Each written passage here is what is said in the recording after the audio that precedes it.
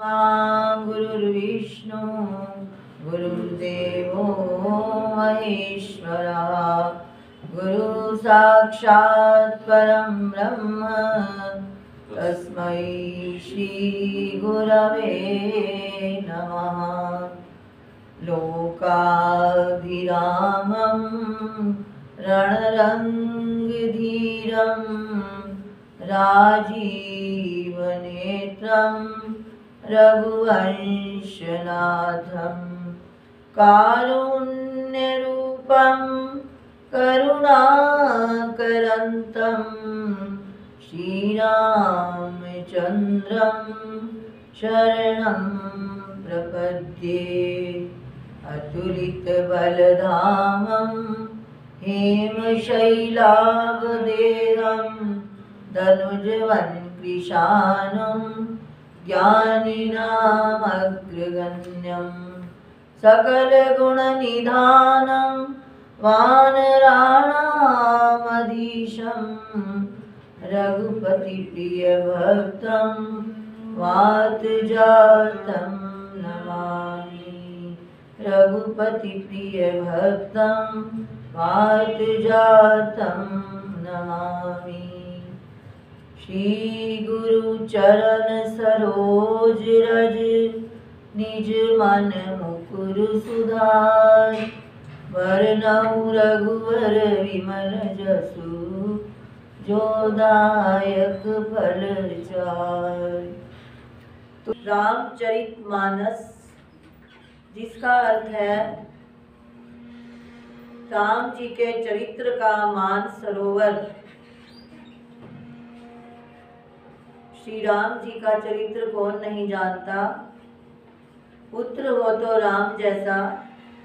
श्री गिरी माँ जी हर समय यही कहते कि यदि अपने जीवन में पुत्र बनना है, पति बनना है, पिता बनना है तो राम जी के ही चरित्र का अनुसरण करो। पुत्र हो तो राम जैसा, पति हो तो राम जैसा, पिता हो तो राम जैसा, भाई हो तो राम जैसा और राजा हो तो राम जैसा। भगवान राम जब राजा भी बन जाते हैं तो किसी प्रकार का कोई अभिमान नहीं करते। इस प्रसंग में यही आएगा। तो श्री रामचरितमानस का हम अर्थ कर रहे थे कि श्री राम जी के चरित्र का मान सरोवर। इसमें जितनी डुबकियां लगाओ तो जो संसार रूपी सूर्य है, इसकी घोर किरणें जो हमें जला रही हैं, उन किरणों से हम नहीं जलेंगे यदि इस मान सरोवर में हम गहरा गोता लगाएंगे। श्री रामचरितमानस का अंतिम श्लोक हम कई बार पढ़ते हैं। ये पंक्ति 2 बार श्री गिरी माँ जी पढ़ते थे। पुण्यम पाप हरम सदा शिवकरम विज्ञान भक्ति प्रदम माया मोह मलापहम सुविमलम प्रेमांगपूरम शुभम श्रीमद्राम चरित्र मानसमिदम भक्त्या वगाहन्ति ये ते संसार पतंग घोर किरणैः दयन्ति नो मानवः। श्री रामचरितमानस का महत्व इसी श्लोक से स्पष्ट है कि कैसा पवित्र मानसरोवर है ये। पापों को हरने वाला है, सदा कल्याण करने वाला है, विज्ञान और भक्ति को देने वाला है। एक ज्ञान होता है, एक विज्ञान होता है। केवल ज्ञान नहीं देता बल्कि विज्ञान, आपको परमात्मा का अनुभव हो जाता है, अपने स्वरूप का ज्ञान हो जाता है रामचरितमानस को पढ़ने से। माया मोह मलापहम, यह रामचरितमानस माया मोह और मल को दूर करने वाला है। सुविमलम, अतिशय स्वच्छ है, प्रेम रूपी जल से पूर्ण है और शुभम मंगलमय है।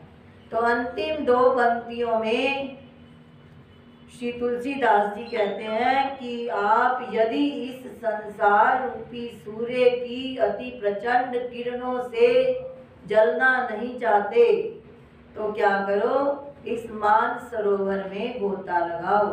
श्रीमद् रामचरितमानसमिदं भक्त्यावगाहन्ति ये।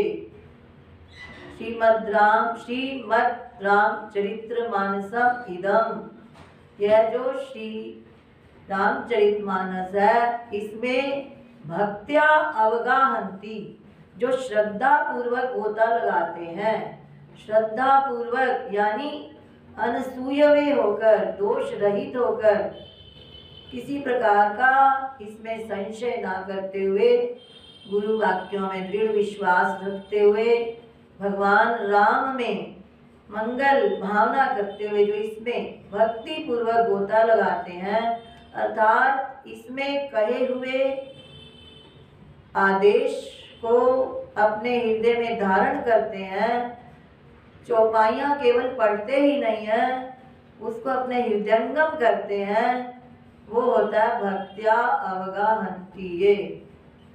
तो क्या उनको प्राप्त होता है? ते संसार पतंग घोर किरणैर, वे पुरुष संसार रूपी सूर्य की, पतंग कहते हैं सूर्य को, तो वे संसार रूपी सूर्य की अति भयंकर किरणों से नहीं जलते। जो किरणें हमें जला रही हैं, हम कभी किसी दुख से दुखी हैं, कभी किसी दुख से दुखी हैं, तो उस भक्त को दुख नहीं घेर सकते जो इस मानस सरोवर में गोता लगाते हैं। तो यह हुआ श्री रामचरितमानस। इसमें 7 सोपान हैं जो सबको विदित हैं।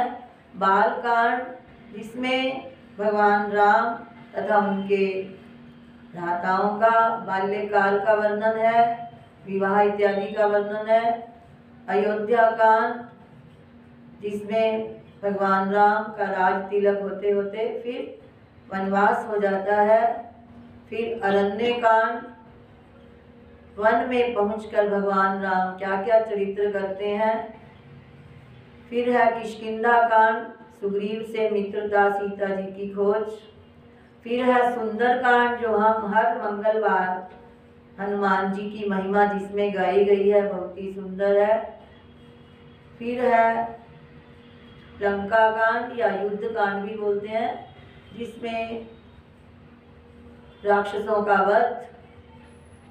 इसके बाद है उत्तर कांड, जो जिसमें सभी भगवान के जो राम जी के चरित्र है और सभी शिक्षाओं का निष्कर्ष है। सबसे पहले भगवान राम का राज्याभिषेक है।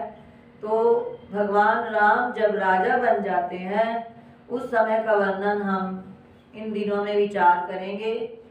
भगवान राम का जब राज्य तिलक होता है, सभी देवता स्तुति करके चले जाते हैं। भगवान राम किसी प्रकार का कोई अभिमान नहीं करते, अपनी प्रजा का दिन रात ध्यान रखते हैं। और एक बार जब भगवान राम भाइयों के सहित हनुमान जी के साथ सुंदर वन देखने जाते हैं, वहाँ के सब वृक्ष बहुत अधिक फूले हुए और नए पत्तों से युक्त होते हैं और बड़ी प्रसन्नता की मुद्रा में सब बैठे होते हैं। तो वहाँ पर एक बार सनकादिक मुनि आते हैं। सनकादिक मुनि ब्रह्मा जी के ये 4 मानस पुत्र हैं, सनत, सनंदन, सनातन, सनत कुमार। ये निवृत्ति मार्ग के अनुयायी हैं। भगवान ब्रह्मा जी ने इनको संसारिक मार्ग के लिए प्रवृत्त किया, परंतु ये नहीं माने, तो ये हमेशा ही एक जैसी आयु के रहते हैं। तो बहुत ही सुअवसर पाकर जब सनकादिक मुनि आए, जो तेज के पुंज सुंदर गुणशील से युक्त, सदा ब्रह्मानंद में लवलीन रहने वाले, जैसे ही वे आए तो भगवान राम अपने सभी भाइयों के सहित उनके स्वागत के लिए खड़े हो जाते हैं और उनके पास उनके बिछाने के लिए कोई वस्त्र नहीं होता, तो अपना ही पीतांबर वहाँ बिछा देते हैं। देखी राम मुनि हर आवत, हर्षि दंडवत कीन, स्वागत पूछी पीत पट प्रभु बैठन कह दीन। भगवान राम ये नहीं करते कि किसी को भेजते हैं कि घर से कुछ लेकर आओ, नहीं, उनका दंडवत प्रणाम करते हैं, दंड की तरह लेट जाते हैं।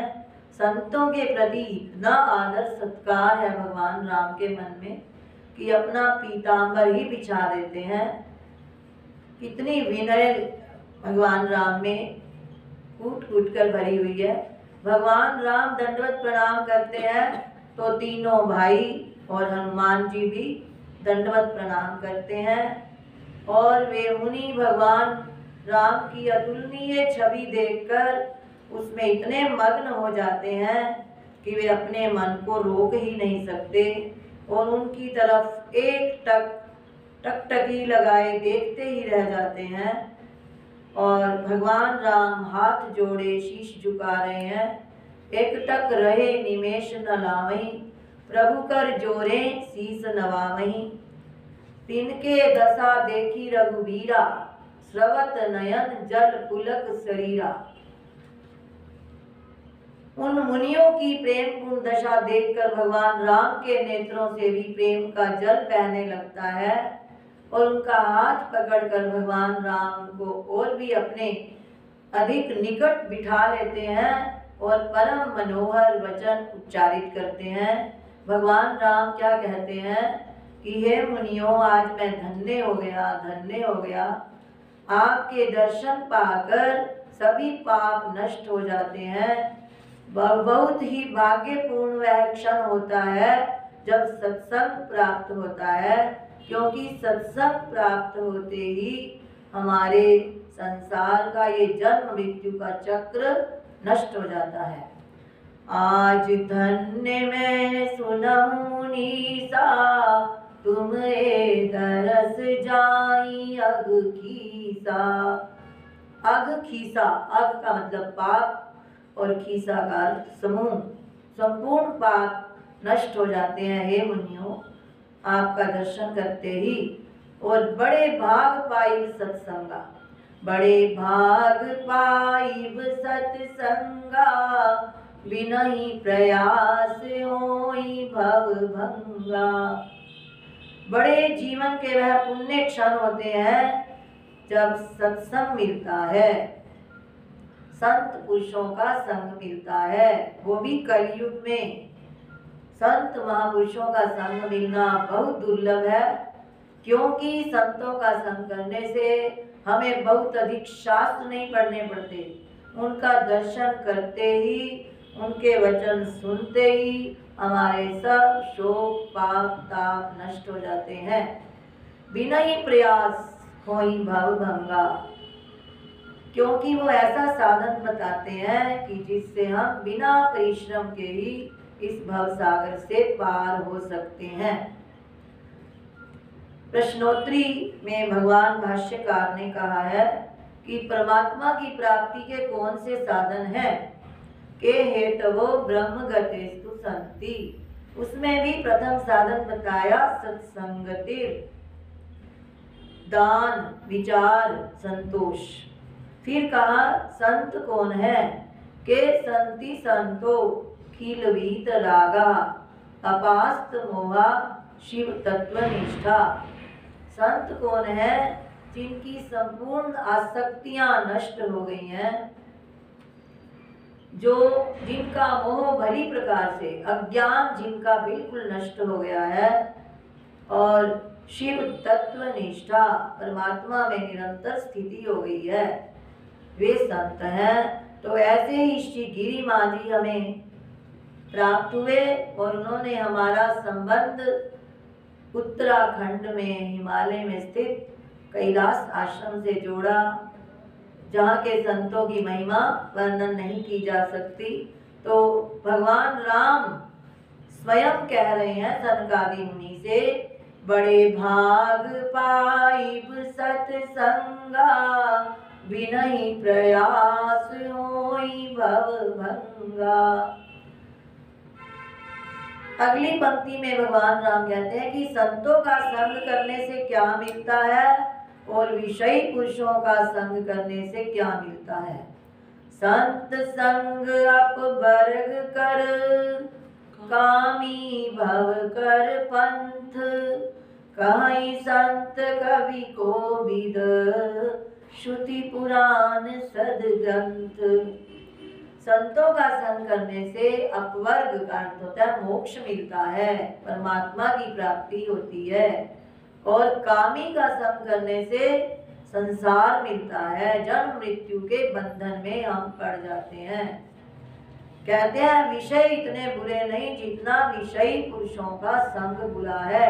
इसलिए हमें अपने जीवन का सबसे अधिक लाभ यही देखना चाहिए कि हमारा संग अच्छा हो, संत महापुरुषों का संग हो तो बस काम बन गया।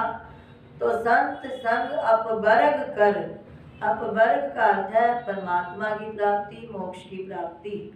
अपवर्ग का अर्थ विद्वान पुरुष ये भी लेते हैं जिसमें 5 प्रकार का, पवर्ग में 5 अक्षर आते हैं, प, फ, ब, भ और म। तो जिसमें 5 प्रकार के पवर्ग ना हो, तो इसमें है प का अर्थ है जहाँ पर पाप नहीं है, परमात्मा की प्राप्ति होगी तो पाप कहाँ रहा। फ का अर्थ है फिर कर्मों का फल नहीं भोगना पड़ता, फ। और ब का अर्थ है बंधन छूट जाते हैं। और भ का अर्थ है किसी प्रकार का भय नहीं रहता, संसार का ही भय है सबसे बड़ा। और म का अर्थ है मृत्यु, जहाँ जाकर पुनः मृत्यु नहीं होती। तो संतों का संग मिलने से इस प्रकार अपवर्ग की प्राप्ति होती है, यानी पाप, कर्मों का फल भोग, बंधन, भय और मृत्यु से रहित जो परमात्म पद है उसकी प्राप्ति होती है। तो संत संग अपवर्ग कर, कामी भव कर पंथ, कहीं संत कवि को विद, श्रुति पुराण सदग्रंथ। कहीं संत, संत भी ऐसा कहते हैं, कवि जो काव्य लिखने वाले, कविता लिखने वाले कवि, सर्वज्ञ का अर्थ भी कवि होता है, परंतु यहाँ कवियों के लिए आया, जैसे संत तुलसीदास, वाल्मीकि। तो कवि भी ऐसा कहते हैं। कोविद, कोविद का अर्थ है पंडित। और इतना ही नहीं, श्रुति, वेद भी संतों की महिमा गा रहे हैं, पुराण और पुराणों में भी संतों की महिमा कही गई है। और सदग्रंथ सभी ऐसा कहते हैं। ये भगवान राम के स्वयं के ये वचन है, संत संग अपवर्ग कर, कामी भव कर पंथ, कहीं संत कवि को विद, श्रुति पुराण सदग्रंथ। तो भगवान के ऐसे वचन सुनकर वे सभी मुनि हर्षित हो गए और पुलकित शरीर से भगवान की स्तुति करने लगे। जय भगवंत अनंत अनामय, अनघ अनेक एक करुणामय। हे भगवान आपकी जय हो, आप अंत रहित, विकार रहित, पाप रहित, अनेक अनेक भी आप ही हो और एक भी आप ही हो। अब देखो, अनेक भी कह रहे हैं और एक भी कह रहे हैं, देखो विरुद्ध हो गया। परंतु अनेक का अर्थ है कि सब रूपों में आप ही प्रकट हो, जो हमें अनेक रूप दिखाई दे रहे हैं, और वास्तव में आप एक ही हो। जिस प्रकार घड़े अनेक होते हैं, सब घड़ों में जल अलग अलग भर दिया जाता है, कोई छोटा घड़ा होता है, कोई बड़ा घड़ा होता है, परंतु सूर्य का प्रतिबिंब भी हमें कई बार छोटा बड़ा दिखाई देता है, परंतु वो प्रतिबिंब अनेक होते हुए भी वास्तव में सूर्य एक ही है। उसी प्रकार परमात्मा एक ही है, वो भिन्न भिन्न शरीरों में स्वयं ही प्रकट है, अनेक रूपों में प्रकट होते हुए भी परमात्मा वास्तव में एक ही है। इस प्रकार बहुत ही सुंदर स्तुति करी। हे निर्गुण आपकी जय हो, हे गुणों के समुद्र आपकी जय हो, सुख के धाम सुंदर और अति चतुर है, हे लक्ष्मीपति आपकी जय हो, हे पृथ्वी को धारण करने वाले भगवान आपकी जय हो। आप उपमा रहित अजन्मा, आदि रहित शोभा के धाम हो, ज्ञान के भंडार हो, मान रहित हो, सबको मान प्रदान करने वाले हो। आपके अनंत नाम है और वास्तव में कोई नाम नहीं है। ये बहुत समझने की बात है। नाम अनेक, अनाम निरंजन। देखो हम कितना पढ़ते हैं, गोपाल सहस्त्र नाम, 1000 नाम, शिव जी के सहस्त्र नाम, गणेश जी के सहस्त्र नाम, विष्णु सहस्त्र नाम, कितने नाम है भगवान के। परंतु साथ में कह रहे हैं नाम अनेक अनाम निरंजन, पर वास्तव में आपका कोई भी नाम नहीं है। भगवान नाम रूप से वास्तव में, भगवान वास्तव में नाम रूप से रहित है, पर जितने भी नाम है वे सब उसी के हैं। उसे किसी भी नाम से पुकारो, जब तक हमारी स्थिति अभी अरूप अनाम निर्गुण ब्रह्म में नहीं लगती तब तक हमें भगवान के अनंत नामों की महिमा जाननी चाहिए। तो सभी नाम अनंत नाम है भगवान के, इसलिए कहा नाम अनेक अनाम निरंजन। फिर सर्व सर्वगत सर्व उराले, आप सर्व रूप है, सब में व्याप्त है और सबके हृदय रूपी घर में निवास करते हैं। हमारा पालन कीजिए। हृदय में क्यों कहा? उराले शब्द आया, सर्व सर्वगत सर्व उराले, बससी सदा हम कहूँ परिपाले। आप सर्वव्यापक हैं, सर्वरूप हैं, सब में व्याप्त हैं और हमारे हृदय रूपी घर में सदा निवास करते हैं। गीता में भी कई जगह आया कि परमात्मा हृदय में निवास करते हैं। अहम आत्मा गुडाकेश सर्वभूताशय स्थितः, ईश्वरः सर्वभूतानां हृद्देशे अर्जुन तिष्ठति, सर्वस्य चाहम हृदि सन्निविष्टो। हृदय क्यों कहते हैं? भगवान वैसे कह रहे हैं सर्वव्याप्त है, सर्वव्यापक होते हुए भी हृदय में इसलिए कहा जाता है कि परमात्मा की अभिव्यक्ति हृदय में होती है। मन अतिशय करके शुद्ध हो तो वहां पर परमात्मा का अनुभव होता है।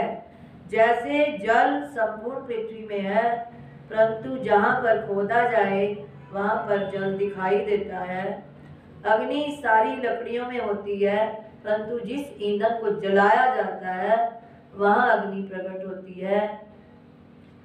बिजली की पावर हर जगह होती है, परंतु जहाँ जहाँ लाइट जलाई जाए वहाँ पर अतिशय करके उसकी रोशनी दिखाई देती है। तो सूर्य और चंद्रमा में भगवान की ज्योति बहुत अधिक है। तो गीता के 15 अध्याय में भगवान भाष्यकार ने इस बात को स्पष्ट किया है कि वहाँ पर सत्व गुण की अधिकता करके भगवान का प्रकाश सूर्य में, चंद्रमा में बहुत अधिक दिखाई देता है। जिस प्रकार हम दीवार में अपना प्रतिबिंब नहीं देख सकते, दर्पण में देख सकते हैं, उसी प्रकार परमात्मा की अभिव्यक्ति एक निर्मल हृदय में ही होती है। इसलिए यहाँ पर ये कहा सनकादि मुनि ने कि हे भगवान, आप सर्वरूप है, सर्वव्याप्त है, सबके हृदय रूपी घर में निवास करते हैं। इसलिए आप हमारा पालन कीजिए, हमारे द्वंद्व, जन्म मृत्यु, सुख दुख, हानि लाभ इत्यादि को हर लीजिए और जन्म मृत्यु के जाल को हे भगवान काट दीजिए। आप हमारे हृदय में बसकर काम और मद का नाश कीजिए।